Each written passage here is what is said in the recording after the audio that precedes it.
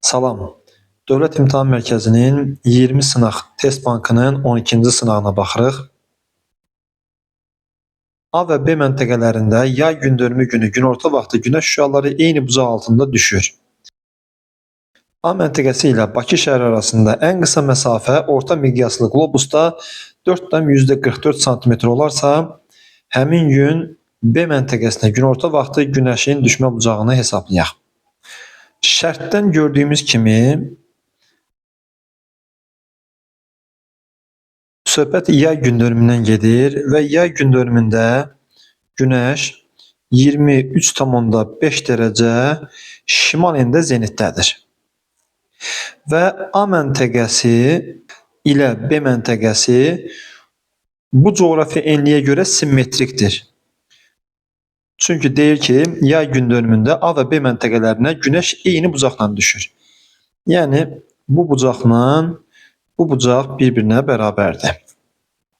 Deməli, biz əgər A-ya düşən bucağı tapsaq, B-yə düşən bucağı da tapmış olarıq.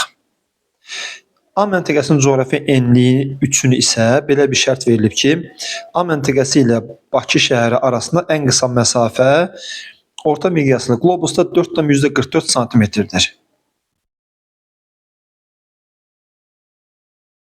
Orta miqyaslı qlobus 1/50 milyondur və bu 500 kilometr deməkdir.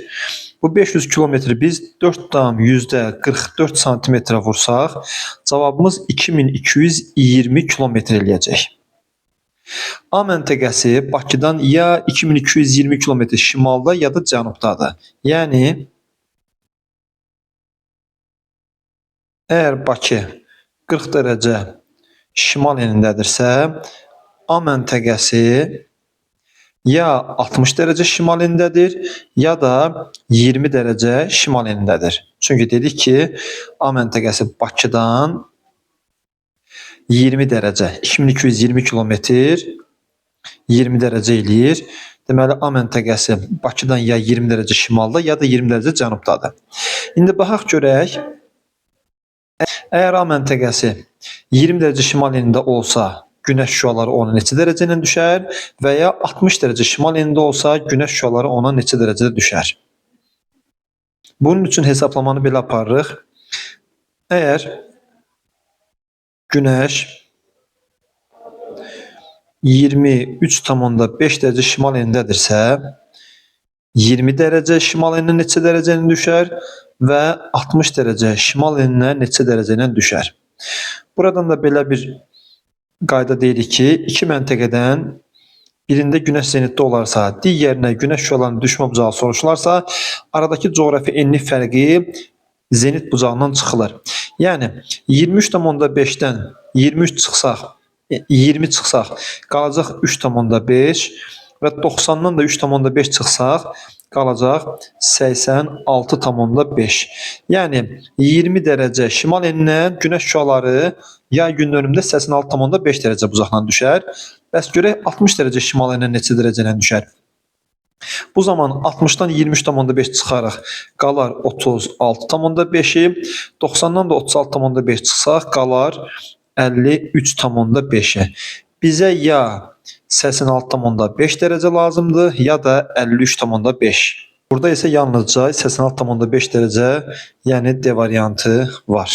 Paleotektonik proseslərin baş verdiyi ərazilər. Paleotektonik proseslər qədim qırışıqlıq zonalarına aiddir. Buna Braziliya yaylasını, Şimali Afrikanı və Şimali Avropanı götürmək olar. 1, 4, 5 cavab A variantı. Doğru sıraları müəyyən eləyək. Etna vulkanı Avrasiyada yerləşir və fəaliyyətdə olan vulkandır. Deməli, birinci şərt doğrudur. Birinci şərtin olmadığı variantları silirəm. Orizaba vulkanı Şimali Amerikadadır və fəaliyyətdə olan vulkandır. İkinci şərt də doğrudur. İkinci şərtin olmadığı variantları da silirəm. Artıq 4-ə baxa bilərik.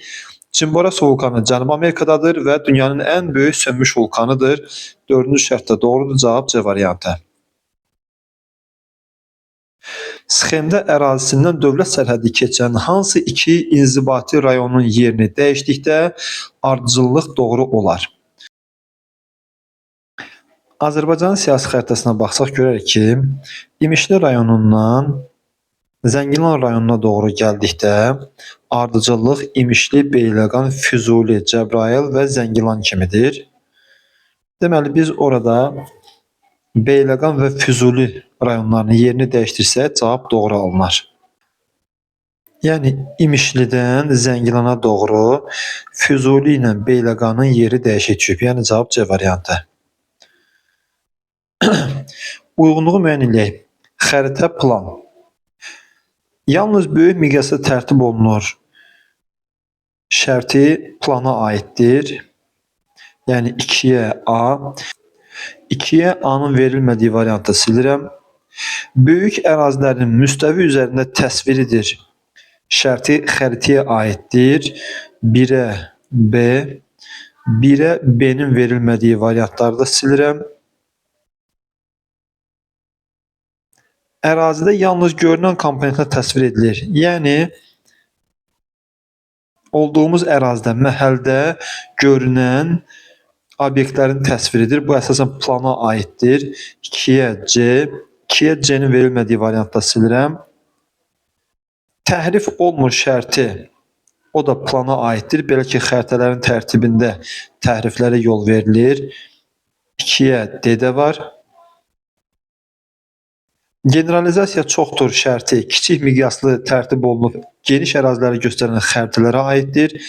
1-ə Y və təbii və sosial-iqtisadi prosesdə təsvir olunur. Bu da məzmundan asılı olaraq xəritələrin dəyişməsini göstərir. Yəni F. Cavab B variantı. Xəritə sxemində göstərilmiş dağ silsilələrinin mütləq hündürlüyünün artmasına görə sırasını müəyyən edək. 1 rəqəmi ilə Murov dağ silsiləsi verilib. Yəni 3724 metrlə Qamışdağ zirvəsi. 2 rəqəmi ilə Zəngəzur silsiləsi verilib. Qapıcıq zirvəsi 3904 metr. 3 rəqəmi ilə yan silsilə verilib. Şahdağ zirvəsi 4243 metr və 4 rəqəmi ilə Talış silsiləsi verilib. 2493 metrlə Kömürgöy zirvəsi. Buradakı hündürlük ardıcıllığı 4, 1, 2, 3 olacaq. 4, 1, 2, 3 D variantındadır. Sxemdə N məntəqəsində havanın temperaturu müsbət 7,6, N məntəqəsində isə 12,4 dərəcədir.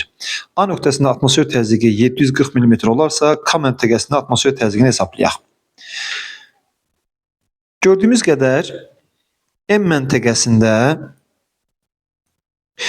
temperatur müsbət 7,6, N məntəqəsində isə 12,4-dür. Deməli, N məntəqəsi M məntəqəsindən daha aşağıda yerləşir. Burada N məntəqəsi M məntəqəsindən içəri doğru olduğuna görə deməli bura çökəklikdir. Böyüklükləri içəri doğru çəkdik. Bu temperaturlardan istifadə eləyib aradakı hündürlük fərqini tapmaq olar. Yəni M məntəqəsində temperatur müsbət 7,6, N məntəqəsində isə 12,4-dürsə, deməli onların aralarında 4,8 dərəcə temperatur fərqi var. Və aralarında 2 dənə kəsmə yüksəkliyi olan bu iki məntəqənin arasında 800 metr hündürlük fərqi olduğu məlum olur. Belə ki, əgər 1000 metrə 6 dərəcədirsə, neçə metr? 4,8 dərəcə olar. Cavabımız 800 metrdir. 2 dənə kəsmə yüksəkliyi 800 metrdirsə, deməli bir kəsmə yüksəkliyi 400 metrdir. A məntəqəsində təzyiq 740 mm civə sütunudursa, K məntəqəsindəki təzyiqi tapaq. Bunun üçün ayrı bir yamaç çəkək.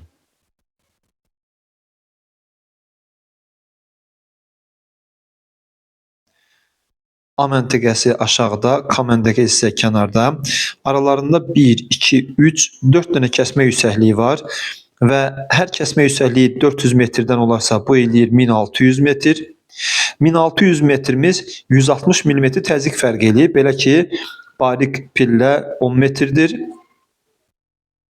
və A məntəqəsində təzyiq 740 mm-dirsə, yuxarı doğru getcə təzyiq azalmalıdır. 740-dan 160 çıxsaq, cavabımız 580 mm eləyəcək. Cavab C variantı. Xəritə sxemə əsasən ümumi radiasiyanın miqdarının nisbətən az olduğu əraziləri və bunun səbəbini müəyyən edək.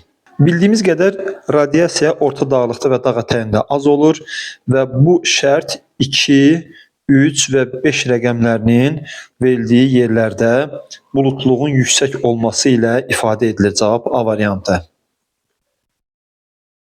Xəritə sxemində göstərilən məntəqələrə aid doğru fikirləri müəyyən edək. Birinci şərtə baxaq, 3 və 5. 3 rəqəmi Hindistan yarımadasında, 5 rəqəmi Braziliya yaylasında göstərilir. Hər ikisi subekvatorial zonadadır və yayaları rütubətli keçir. Deməli, birinci şərt doğrudur. Birinci şərtin olmadığı variantları silirəm. 2 və 4 rəqəmləri, 2 rəqəmi Zonda adalarında, 4 rəqəmi isə Ərəbistan yarımadasındadır. Buxarlamanın miqdarı çoxdur. Şərti yalnızca 2 rəqəminə, yəni Zonda adalarına uyğun olar. Belə ki, 4 rəqəminə verilən Ərəbistan səhradır və orada buxarlanma olmaz. İkinci şərt yanlışdır və ikinci şərtin verildiyi Y variantında silirəm. Üçüncü şərtə baxaq. 1 və 2 rəqəmləri ilə 1 rəqəmi ilə Böyük Britaniya, 2 rəqəmi ilə Zonda adaları verilib. İfrat rütubətlənmə şəraitinə malikdir şərti uyğun ola bilər. Yəni üçüncü şərt götürülə bilər. Üçüncü şərtin olmadığı A variantında silirəm. Beşinci şərtə baxaq. 4 və 6 rəqəmləri 4 Ərəbistanda idi, 6 isə Avstraliyadadır. Yüksək təzyiq qurşağında yerləşir şərti doğrudur. Yəni 1, 3, 5 cavab C variantı. Orta duzluğa malik 10 litr okean suyundan alınan duzun miqdarı ilə Xəzər dənizinin cənubundan, yəni 13 promillik ərazidən eyni həcmdə götürülmüş sudan alınan duzun miqdarı arasında fərqi hesablayaq. Orta duzluluq 35 promildir. Xəzərin bu hissəsindən alınan suyun duzluluğu isə 13 promildir. Arada 22 promil fərq var və 10 litrdən söhbət gedirsə, ona vursaq cavabımız 220 qram olar. Davamlı inkişaf konsepsiyasına aid deyil. İqtisadi artıma nail olmaq bu konsepsiyaya aiddir. Faydalı qazıntı yataqlarının istismarının artırılması isə aid deyil. İnsan hüquqlarının qorunması aiddir. Əhalinin iş yeri ilə təmin olunması aiddir. Ekosistemin bərpası aiddir. Respublikamızda taxıl əkinləri geniş yayılsa da bu məhsulları tələbatın bir hissəsini idxal hesabına ödənilməsinin səbəbi, bunun bir neçə səbəbi var. Birinci səbəbi məhsuldarlığın aşağı olmasıdır, yəni A variantı. Başqa bir səbəbi isə ərzaq taxılının bir hissəsinin heyvandarlıqda yem bazası kimi istifadə edilməsidir. Əlamətlərin aid olduğu təbii zonanı müəyyən edək. Asiyada meşə və səhra zonasının arasında yerləşir. Ekvatordan cənubda yalnız Cənubi Amerikada mövcuddur şərti çöl zonasına aiddir. Belə ki, Asiyada, Mərkəzi Asiyada subtropik və mülayim iqlim qurşaqları zonasında və Cənubi Amerikada da subtropikin bərabər rütubətli zonasında çöllər yayılmışdır. Şərq yarımkürəsində yerləşən və müvafiq olaraq kənar daxili və adalararası mövqeyə malik dənizlər. Əgər şərq yarımkürəsində yerləşir şərti varsa, Baffin dənizini və Karib dənizini silə bilərik. B və Y variantlarının olduğu A-nı, B-ni, C-ni və D-ni silirik. Yalnızca Y variantı qaldı. Buradan da belə çıxır ki, bir rəqəmi ilə verilən, yəni kənar dənizə Cənubi Çin aid olar, daxili dənizə Baltik dənizi aid olar və adalar arasına Yava dənizi aid olar. Cavab Y variantı. Demoqrafik böhranın yarada biləcəyi problemlər. İşçi qüvvəsinin çatışmaması, bəli, əgər əhali azalırsa, işçi qüvvəsi də çatışmayacaq. Birinci şərtin verilmədiyi variantları silirəm, 3-ə baxa bilərik. İmmiqrasiya nəticəsində ölkə əhalisinin milli tərkibinin dəyişməsi. Əgər demoqrafik böhran varsa və kənardan işçi qüvvəsi gəlirsə, deməli milli tərkib dəyişəcək. Üçüncü şərt də doğrudur. 4-ə baxaq. Millətin qocalması. Bəli, əgər doğumun səviyyəsi aşağı düşürsə, deməli orta yaşlıların yaşlanması prosesi davam edir və bu əhalinin, millətin qocalması deməkdir. Cavab D variantı. Çay yatağının en kəsin sahəsi 15 kvadrat metr, su sərfi isə 90 kub metr bölsün saniyə olarsa, çayın axın sürətini hesablayaq. Çayın su sərfi Q bərabərdir F vurulsun V düsturu ilə hesablanır. Burada Q su sərfidir və bizim şərtimizdə 90'dır. Çayın en kəsin sahəsi F'dir və bizim şərtimizdə 15'dir. Qalıb çayın sürətini hesablamaq. 90'ı 15'ə bölsək cavabımız 6 eləyəcək. Bakı, Gəncə və Mingəçevir şəhərləri üçün ümumi əlamət həm ağır, həm də yüngül sənaye müəssisələrinin malikdir şərti hər üç şəhərə aiddir. Türkiyənin digər müstəqil Türk dövlətlərindən fərqləndirən əlamətlər. Ərazisi iki qitədə yerləşir şərti Qazaxstana da aiddir. Deməli, birinci şərt sadəcə Türkiyəyə aid deyil. Birinci şərtin verildiyi variantları silirəm. Turizm təsərrüfatı güclü inkişaf etmişdir şərti Türkiyəyə aid ola bilər. İkinci şərtin verilmədiyi variantda silirəm. 4'ə baxaq. Böyük kapotaj daşımalara malikdir. Bəli, bilirik ki, böyük kapotaj ən azı 2 dəniz limanı arasında olur və Türkiyə 4 dəniz ilə əhatə olunduğu üçün bu şərt Türkiyəyə aiddir. 6'ya baxaq. Dünya okeanının birbaşa çıxışı var. Bəli, Atlantik okeanının dənizlərinə çıxışı olduğu üçün Dünya okeanının birbaşa çıxışı var. Cavab B variantı. İnkişaf etmiş ölkələrdə kənd təsərrüfatının intensiv inkişafını təmin edir. Hazır məhsulların ixracının xarici investorlara sərfəli olması şərti kənd təsərrüfatına deyil, əsasən sənaye sahələrinə aid olar. Biotexnologiyanın inkişafı və ucuz işçi qüvvəsi ilə təminat inkişaf etmiş ölkələrin əksəriyyəti əslində heç də işçi qüvvəsi ilə təmin olunmuş deyillər. Agroiqlim və torpaq ehtiyatları ilə yüksək səviyyədə təminat bu da inkişaf etmiş ölkələrin hamısı üçün aid deyil. Geniş daxili bazar və məhsulun maya dəyərinin aşağı olması şərti düzgün fikri ifadə eləmir. Belə ki, daxili bazar deyil, dünya bazarına çıxış olsaydı bu variantı doğru götürmək olardı. Aqrar sənaye kompleksi və agrobiznesin qarşılıqlı fəaliyyəti, bu isə sənaye və kənd təsərrüfatının qarşılıqlı əlaqəsini özündə göstərən bir şərtdir. Cavab Y variantı.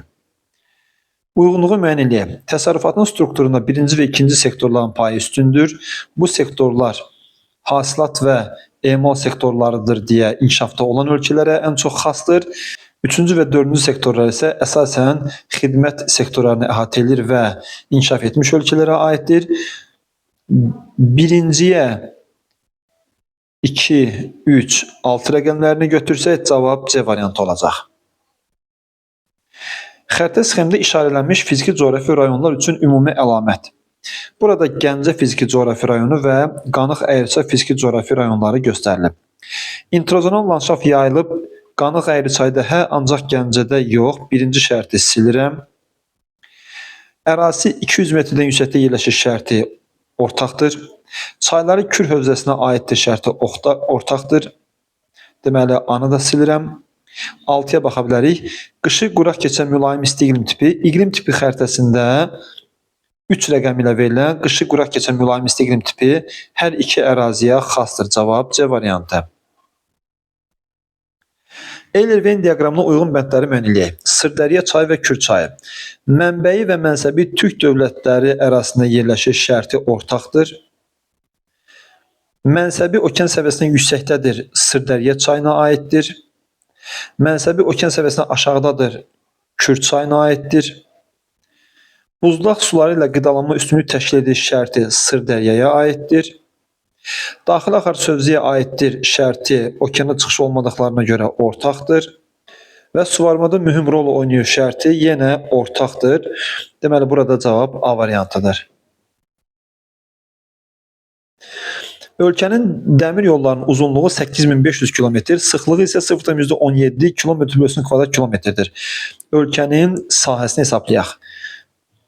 Dəmir yollarının sıxlığı onların uzunluqları cəminin ölkənin ərazisinin sahəsinə nisbətlidir.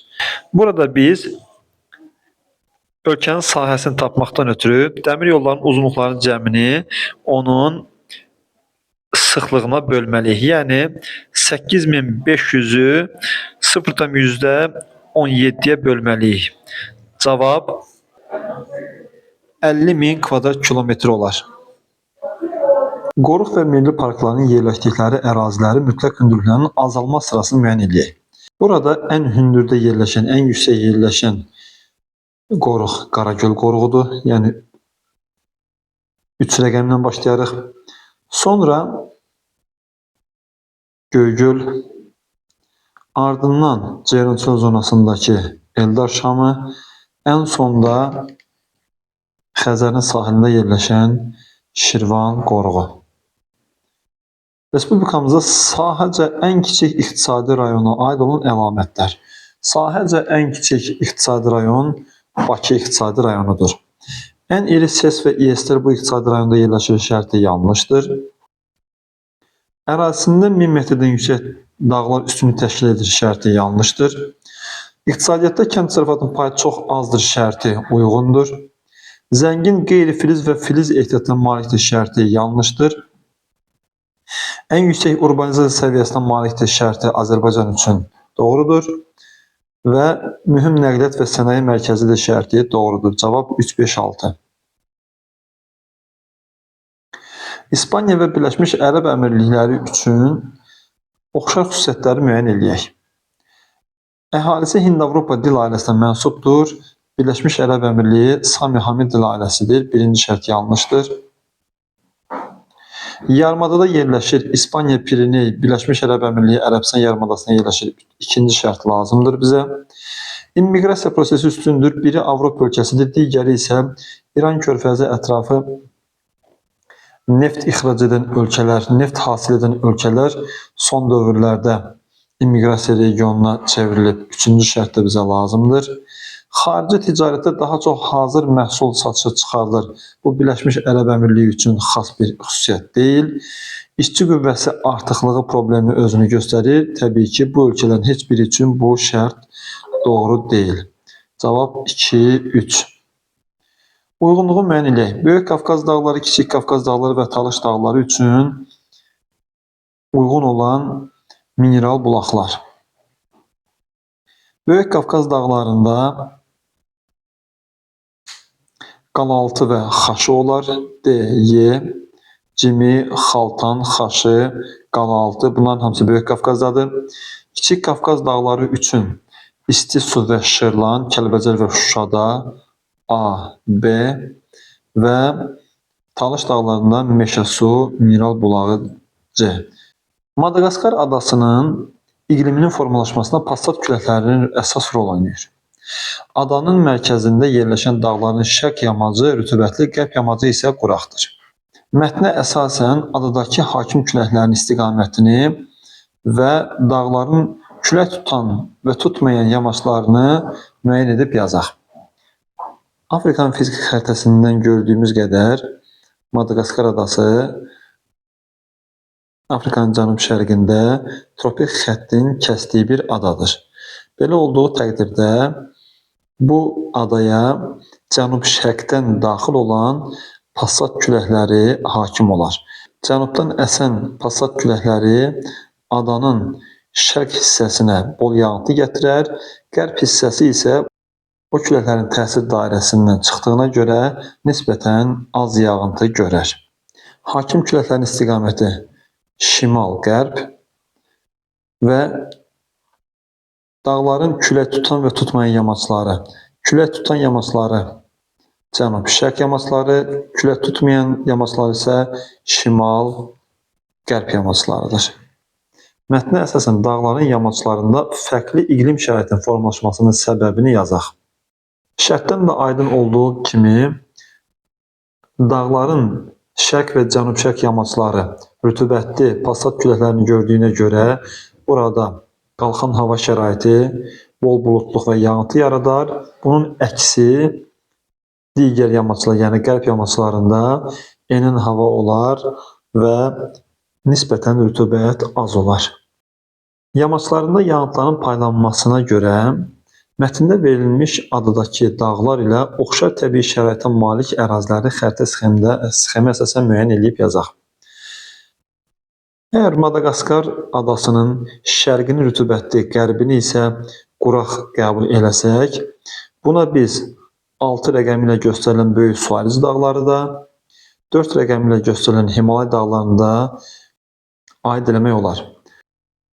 Materikin nisbətən mərkəz hissələrinə meyl eləyən 1 rəqəmi ilə Orta Sibir yaylası, 2 rəqəmi ilə Mərkəzi Afrika və 3 rəqəmi ilə göstərilən ərazilər bu fikirdən uzaqdır. Sadəcə 5 rəqəmi ilə göstərilən Kordiller dağlarında qərbindən isti cəryan axdığına görə, Alyaska cəryanı keçdiyinə görə onun qərbi daha çox rütubətli olar.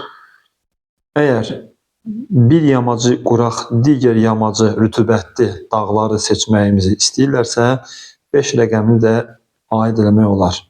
Yəni 4, 5, 6.